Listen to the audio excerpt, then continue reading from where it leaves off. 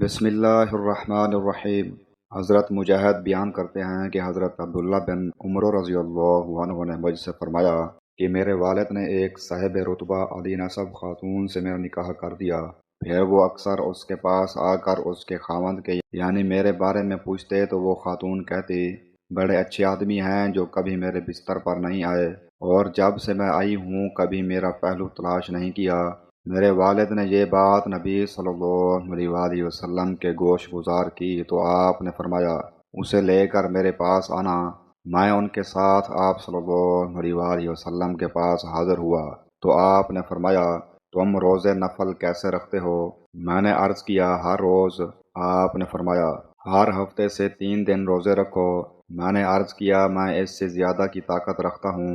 آپ نے فرمایا 2 دن روزہ رکھو اور 1 دن ناگا کرو۔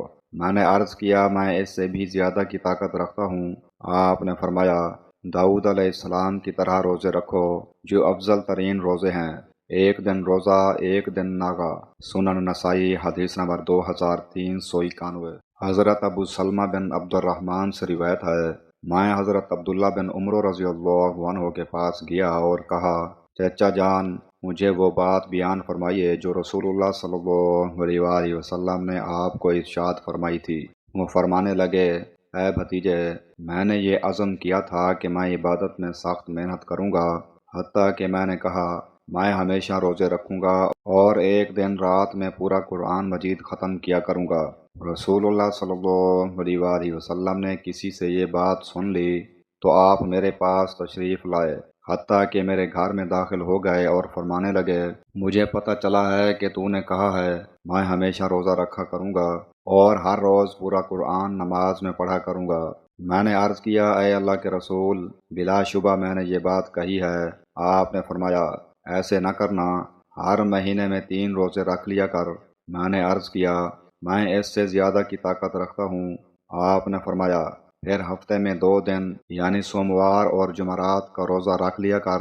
میں نے کہا میں اس سے بھی زیادہ کی طاقت رکھتا ہوں۔ آپ نے فرمایا پھر حضرت داؤد علیہ السلام جیسے روزے رکھا کر، کیونکہ وہ اللہ تعالیٰ کے نزدیک بہترین اور مناسب ترین روزے ہیں، 1 دن روزہ اور 1 دن ناگا۔ اور حضرت داؤد علیہ السلام جب وعدہ فرما لیتے تھے تو خلاف ورزی نہ کرتے تھے، اور جب دشمن سے مقابلہ ہوتا تو بھاگتے نہ تھے۔ سنن نسائی حدیث نمبر 2395۔ حضرت عقبہ بن عامر رضی اللہ عنہ سے روایت ہے رسول اللہ صلی اللہ علیہ وآلہ وسلم نے فرمایا جو شخص اللہ عز و جل کے راستے میں 1 دن روزہ رکھے اللہ تعالی جہنم کو اس سے 100 سال کی مسافت تک دور فرما دے گا۔ سنن نسائی حدیث نمبر 2256۔